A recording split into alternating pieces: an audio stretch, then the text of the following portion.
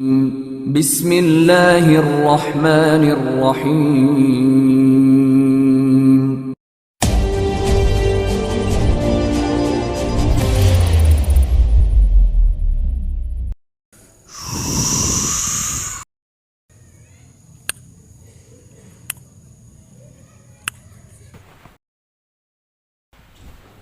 الحمدللہ وکفى وسلام علی عباده الذین اصطفى اما بعد فاعوذ باللہ من الشیطان الرجیم بسم اللہ الرحمن الرحیم وما ارسلناک الا رحمتا للعالمین وقال تعالی قل ان کنتم تحبون اللہ فاتبعونی یحببکم اللہ ویغفر لکم ذنوبکم وقال تعالى محمد رسول الله صدق الله العظيم وقال النبي صلى الله عليه وسلم لا يؤمن أحدكم حتى أكون أحب إليه من والده وولده والناس أجمعين وقال عليه الصلاة والسلام من أحب سنتي فقد أحبني ومن احبني كان معي في الجنة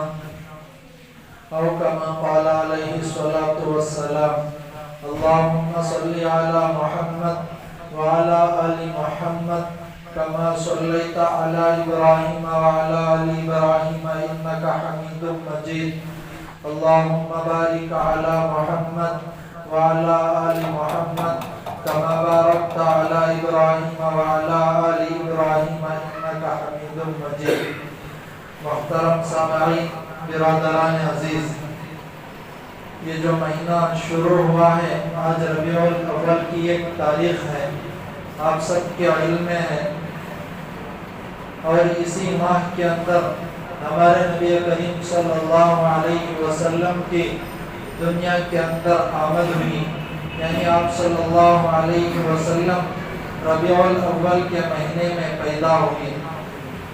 تو بڑی بات یہ ہے، اللہ تبارک و تعالیٰ نے اپنا جو تعارف کرایا یہ رب العالمین سے کرایا، سارے جہانوں کا پالن ہار، اور اپنے نبی کا جب تعارف اللہ نے کرایا، قرآن کے اندر اللہ فرما رہے ہیں وَمَا أَرْسَلْنَاكَ إِلَّا رَحْمَةً لِلْعَالَمِينَ، نبی ساری دنیا والوں کے لیے رحمت ہیں۔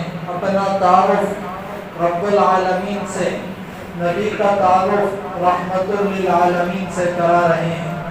بڑی بات یہ ہے کہ دنیا کے اندر جب بھی تباہی پھیلی، جب بھی امتیں گناہوں کے اندر مبتلا ہوئیں، اللہ تبارک و تعالیٰ نے اپنے انبیاء کو بھیجا۔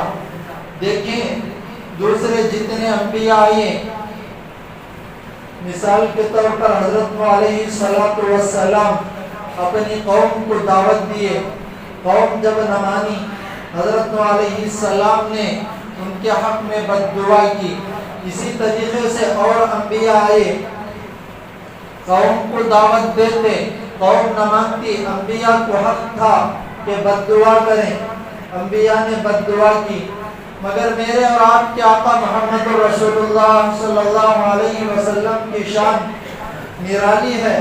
اللہ کے نبی صلی اللہ علیہ وسلم نے بد دعا تو نہ کی بلکہ سب کے لیے ہدایت کی دعا کی۔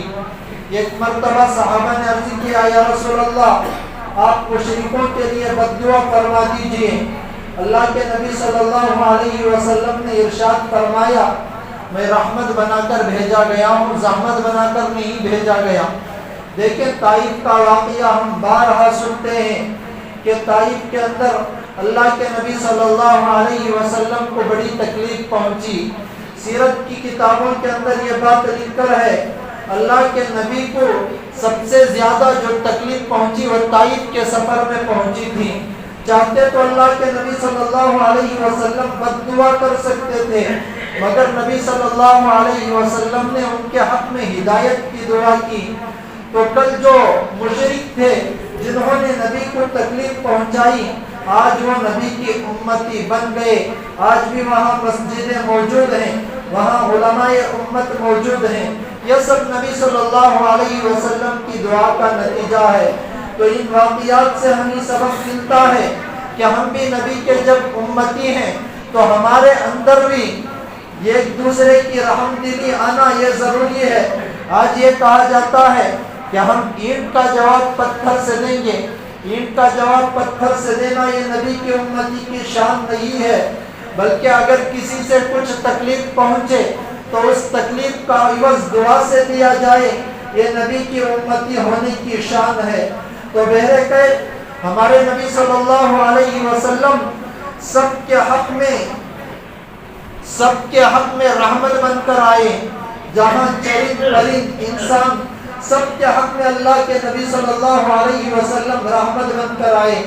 واقعات سے ہمیں سبق ملتا ہے کہ اللہ کے نبی صلی اللہ علیہ وسلم ہر طریقے سے کس کے جوڑ میں کس طریقے سے پیش آنا تھا، کس کے ساتھ کیا رویہ پیش کرنا تھا، یہ نبی صلی اللہ علیہ وسلم کی زندگی سے ہمیں سبق ملتا ہے.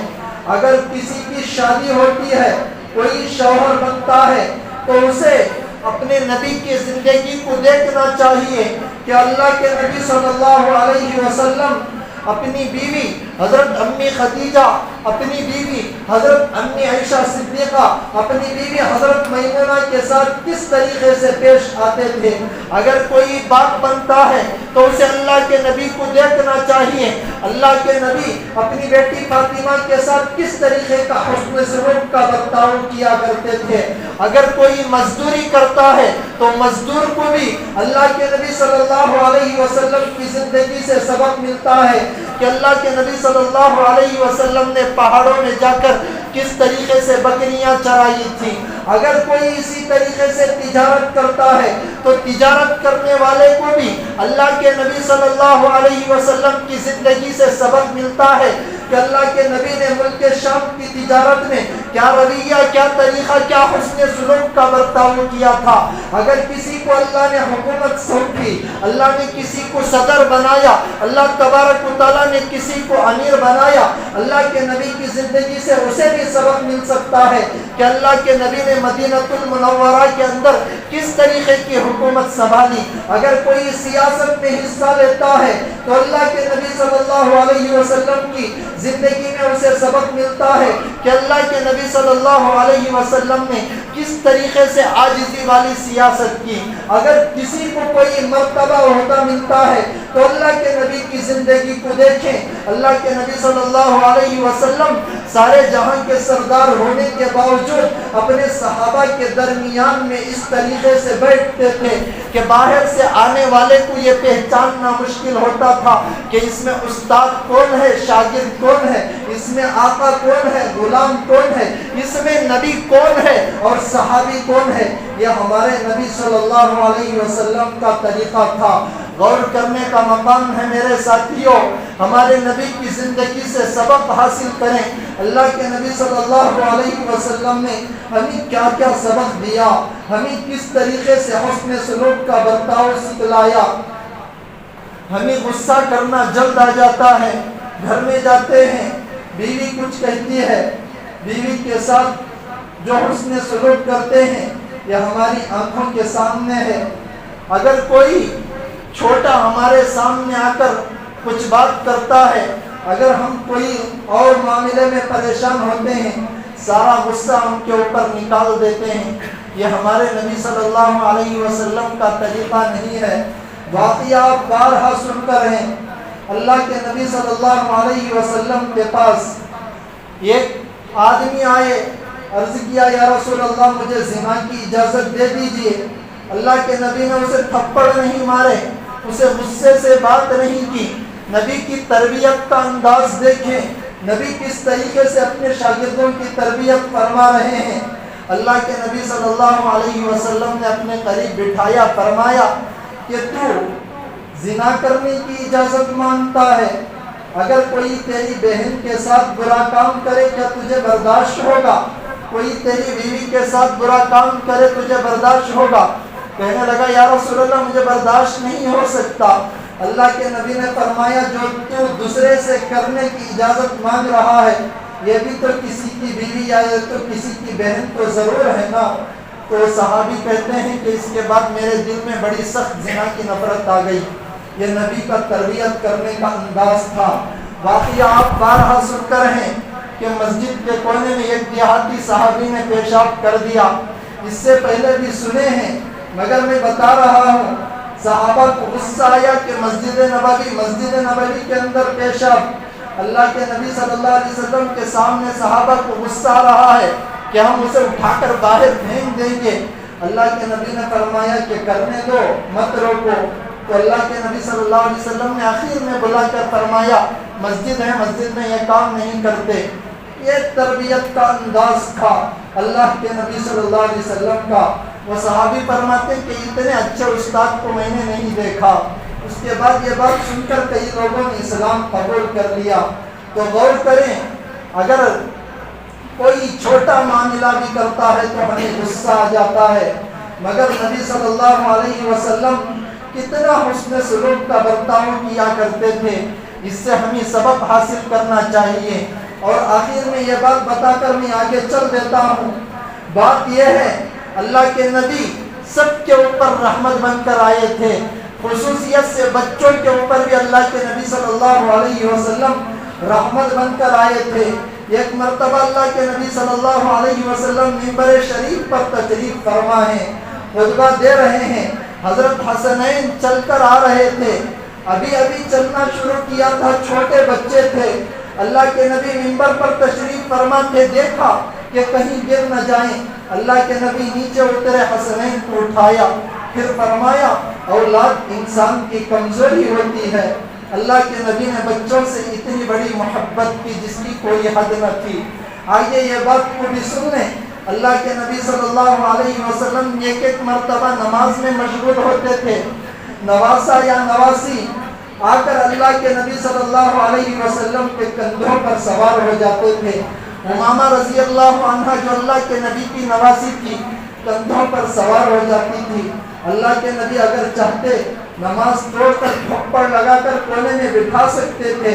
اللہ کے نبی سے بڑھ کر خشوع والی نماز پڑھنے والا کوئی اور نہ تھا. اتنی بڑی خشوع اور اتنی بڑی خضوع والی نماز میں بھی اللہ کے نبی کندھوں پر سوار کرا کر نماز میں مشغول ہوتے تھے. کہیں بچوں کو نہ ڈانٹتے تھے. یہ اللہ کے نبی کا حسن تھا، یہ اللہ کے نبی کا طریقہ تھا کہ بچوں کو نہیں ڈانٹتے تھے. شروع میں مرد حضرات کو بھی مسجد میں آنے کی اجازت کے ساتھ ساتھ عورتوں کو بھی مسجد میں آنے کی اجازت تھی. عورتیں چھوٹے چھوٹے بچوں کو لے کر مسجد میں آ جایا کرتی تھیں. کیا کریں، گھر میں بچوں کو چھوڑ کر چھوٹے نہیں آ سکتی. شروع دور کا واقعہ میں بیان کر رہا ہوں، بعد میں منسوخ ہو گئی یہ بات، اس لیے کہ اگر عورتیں مسجد میں آئیں کہیں فتنہ کھڑا نہ ہو جائے، بدنظری نہ ہو جائے. بعد میں یہ حکم منسوخ ہو گیا، مگر اللہ کے نبی کے دور میں عورتیں مسجد میں آیا کرتی تھیں. اللہ کے نبی نماز میں مشغول ہوتے تھے. عورتیں بچوں کو لے کر آنے سے، چھوٹے بچے تھے، زیادہ آواز کر دیتے تھے. اللہ کے نبی خشوع خضوع سے نماز پڑھنے والے تھے. اللہ کے نبی سے بڑھ کر دنیا کے اندر نہ کوئی اتنی اچھی نماز پڑھا ہے، نہ پڑھے گا، نہ پڑھ سکتا ہے. اس لیے کہ نماز ملی تو اللہ کے نبی کے صدقے میں ملی ہے. اس کے باوجود اللہ کے نبی صلی اللہ علیہ وسلم ان عورتوں کو کبھی نہیں ڈانٹا کہ تم اپنے بچوں کے ساتھ جا کر باہر پڑھ لو، ہماری نماز میں خلل واقع ہوتا ہے، ڈسٹرب ہوتا ہے. اللہ کے نبی نے کبھی یہ نہیں فرمایا، بلکہ اللہ کے نبی فوراً نماز کو مختصر کر لیتے، رکوع سجدہ کر کر جلدی سلام پھیر دیتے کہ عورتیں اپنے بچوں کو کہیں سنبھالیں. اللہ کے نبی کا یہ حسن تھا، یہ طریقہ تھا، یہ عادت تھی، یہ اخلاق حمیدہ تھے. آج اگر بچے آواز کر دیں ہمارے اندر غصہ پیدا ہو جاتا ہے. میرے بھائی میری بات کو برا نہ مانے، اگر بچے آواز کر دیے ہمیں غصہ آ جاتا ہے، ڈانٹ دیتے ہیں، ڈپٹ دیتے ہیں. بچوں کی صفت ہی شرارت کرنے کی ہے. میں اور آپ کھڑ کر نماز میں کیا شرارت کریں گے؟ بچے ہی تو ہیں جو شرارت کرتے ہیں، بچے ہی تو ہیں جو آگے ہمارا فیوچر ہیں. انہی بچوں میں سے کوئی محدث بننا ہے، انہی بچوں میں سے کوئی مفسر بننا ہے، انہی بچوں میں سے کوئی فقیہ بننا ہے، انہی بچوں میں سے آگے چل کر مسجد کا امام بننا ہے، انہی بچوں میں سے کوئی مؤذن بننا ہے، انہی بچوں میں سے کوئی آگے چل کر مدرسے کے اندر درس دینے والا بننا ہے، انہی بچوں میں سے کوئی آگے چل کر اولیاء میں شمار ہونا ہے، انہی بچوں میں سے کوئی آگے بڑھ کر مسجد کا انتظام سنبھالنا ہے، انہی مسجدوں میں سے انہی بچوں میں سے کوئی آگے بڑھ کر ابدال بھی بننا ہے، قطب بھی بننا ہے۔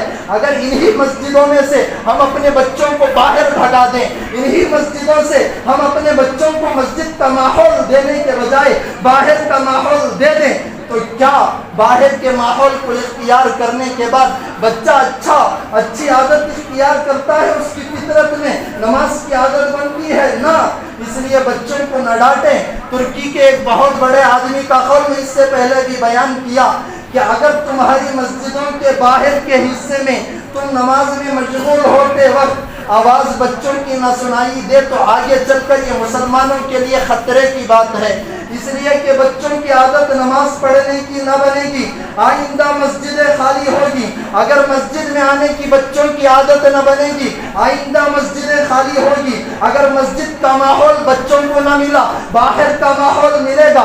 اگر مسجد کے اندر کے انتظامیہ کا ماحول بچوں کو صحیح تربیت والا نہ ملا، باہر گانجے والا ماحول بھی ملے گا، باہر شراب نوشی والا ماحول بھی ملے گا، باہر سگریٹ نوشی والا ماحول بھی ملے گا، باہر برا ماحول ملے گا۔ آئندہ نسل مسجدوں سے کٹ جائے گی۔ جب مسجدوں سے ماحول سے کٹ جائے گی، آئندہ یہی نسل سے پریشانی مسلمانوں کو ہوگی، یہی اسلام خطرے میں رہے گا۔ تو غور کرنے کا مقام ہے میرے ساتھیوں۔ بچے آواز کرتے ہیں تو ڈانٹنے کی ڈپٹنے کی صورت جو نبی نے اختیار کی اس کو کرو۔ اللہ کے نبی سجدے میں جا رہے ہیں، اللہ کے نبی کے کندھوں پر بچہ سوار ہو رہا ہے، مگر نبی کو غصہ نہیں آ رہا ہے۔ اللہ کے نبی جب سجدے میں جا رہے ہیں اپنی نواسی امامہ کو نیچے اتار دیتے ہیں، سجدے سے اٹھتے ہیں تو امامہ کندھے پر سوار ہو جاتی ہے۔ اللہ کے نبی آہستہ سے پکڑ کر اٹھ کر نماز میں امامہ کو سوار کرتے ہوئے قیام کی حالت میں قرآن کی تلاوت کر رہے ہیں، مگر امامہ رضی اللہ عنہ جو چھوٹی تھی، نبی کی نواسی تھی، کبھی نہیں ڈانٹا۔ تو میرے ساتھی غور کرو، اگر ان بچوں کو مسجد کا ماحول نہ دیا جائے تو اور ماحول ملے گا۔ اچھا ماحول اثر کرنے میں تاخیر لگتی ہے، مگر برا ماحول اثر کرنے میں جلدی ہو جاتی ہے۔ برے ماحول کا اثر بچوں کے اندر پیدا ہوگا، آگے چل کر مسلمانوں کے لیے ایک بہت بڑے خطرے والی بات ہے، اس لیے کہ مسلمانوں کے لیے خطرہ ہے۔ اللہ کے نبی کی زندگی سے سبق سیکھے۔ اللہ کے نبی نے فرمایا بچے کی عمر جب 7 سال کی ہو جائے نماز کا حکم کرو، 10 سال کی ہو جائے نماز نہ پڑھنے پر اسے مارو۔ اللہ کے نبی فرما رہے ہیں، اللہ کے نبی اگر چاہتے تو یہ بھی فرماتے کہ 15 سال پر نماز نہ پڑھنے پر مارو، حالانکہ 10 سال پر جب نماز پڑھتا ہے بچہ اس کے اوپر نماز فرض نہیں ہے۔ اگر 12 سال کا بچہ نماز چھوڑتا ہے اسے کوئی گناہ نہیں ہے، جب تک بلوغت کی عمر کو نہ پہنچے، لڑکی ہو یا لڑکا، اس کے نماز چھوڑنے پر اسے کوئی عذاب بھی نہیں ہے، اسے اللہ کے طرف سے نبی کے طرف سے کوئی وعید بھی نہیں ہے۔ اس کے باوجود نبی فرما رہے ہیں کہ 10 سال پر نماز نہ پڑھے تو اس کی پٹائی کرو، اسے مارو، باپ کو حکم دے رہے ہیں۔ تو اس واقعے سے ہمیں یہ سبق ملتا ہے کہ 10 سال سے لے کر یہ 15 سال تک کی درمیان کی عمر بچے کی بننے کی ہے یا بگڑنے کی ہے۔ اگر بچہ بن گیا تو اس کا فیوچر اچھا، مسلمانوں کے لیے یہ ایک رغبت دلانے والی اچھی بات ہے۔ اگر بچے کا فیوچر خراب ہو گیا، بگڑ گیا تو مسلمانوں کے لیے خطرے والی بات ہے۔ تو اس لیے میرے ساتھیوں، اگر بچہ آواز کرتا ہے بچہ ہی آواز کرے گا، کوئی اور تو آواز نہیں کرے گا نا۔ اس لیے کہ بچے کو مسجد کا ماحول نہ دیا جائے، یہی بچہ آگے چل کر کوئی اور برا طریقہ اختیار کر لیں۔ ترکی کا واقعہ آپ سنے ہیں کہ بڑی بڑی مساجد کے اندر بچوں کے واسطے باہر کے حصے میں کھلونا کا انتظام ہے، اس لیے کہ بچے آ کر کھلونے میں کھیل کر جائیں گے۔ تو یہ کھلونا کا انتظام اس لیے کیا گیا ہے کہ اگر بچہ کھیلنے کے واسطے مسجد میں آئے گا، آئندہ مسجد میں یہ آنے کی عادت نماز پڑھنے پر مجبور کرے گی، تو واقعات سے سبق حاصل کریں کہ بچے ہمارا فیوچر ہیں، یہی بچہ آگے عالم بھی بننا ہے، یہی بچہ آگے چل کر مدرسوں کے مدرس بھی بننا ہے، یہی بچہ آگے چل کر دارالخزا بھی سنبھالنا ہے، یہی بچہ آگے چل کر ہمارا منبر، ہمارا محراب، ہمارا مصلی بھی سنبھالنا ہے۔ اگر انہی بچوں کے آنے پر خاص طور پر میری بات کو برا نہ مانے میرے ساتھیوں، بزرگوں کو بہت زیادہ غصہ آ جاتا ہے، کہتے ہیں کہ کیوں آ رہا تو نماز پڑھنے، چلا جا باہر یا مسجد میں کھڑا نہ ہو۔ ارے اصول تو ہے کہ اگر کامل العقل ہے بچہ تو پہلی صف میں کھڑنے کی اجازت ہے، اگر کامل العقل نہیں تو بچوں کی صف بندی کو الگ کر دیا جائے، الگ کر دیا جائے۔ کامل العقل بچہ آ کر کھڑا ہوتا ہے تو اس کی شریعت اجازت دیتی ہے۔ آپ کون ہوتے ہیں کہ مسجد میں نہ آنے کی اجازت دیتے ہیں؟ آپ کو کیا حق ہے؟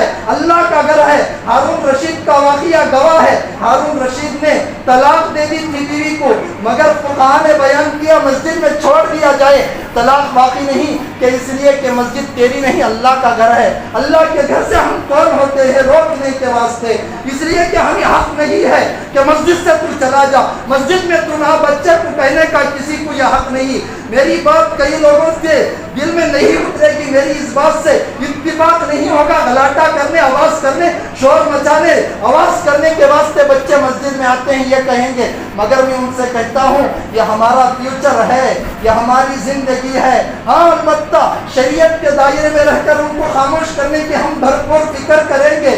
اگر اس کے باوجود بچہ آواز کر دیا تو برداشت کرنا، یہ امتی کی صفت ہے۔ اللہ کے نبی نماز کو مختصر کر دیا مگر کسی کو نہیں غلاٹے میں الجھایا، نہ کسی کو ڈانٹا، نہ کسی پر غصہ کیا، نماز کو مختصر کر دیے، سلام پھیر دیے، مگر بچے والی عورت کو کبھی نہیں ڈانٹا کہ تو باہر چلی جا۔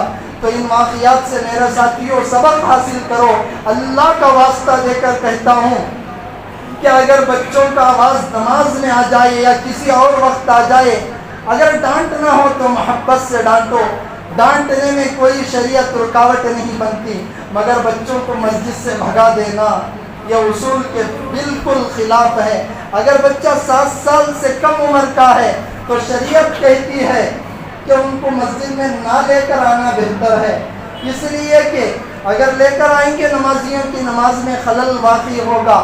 تو اگر آپ کو کامل اطمینان، کامل بھروسہ ہے کہ ہمارے بچے کے آنے کے بعد بچہ کونے میں بیٹھے گا، نمازوں کی نمازیوں میں خلل نہیں ہوگا، تو اس وقت لے کر آئیں۔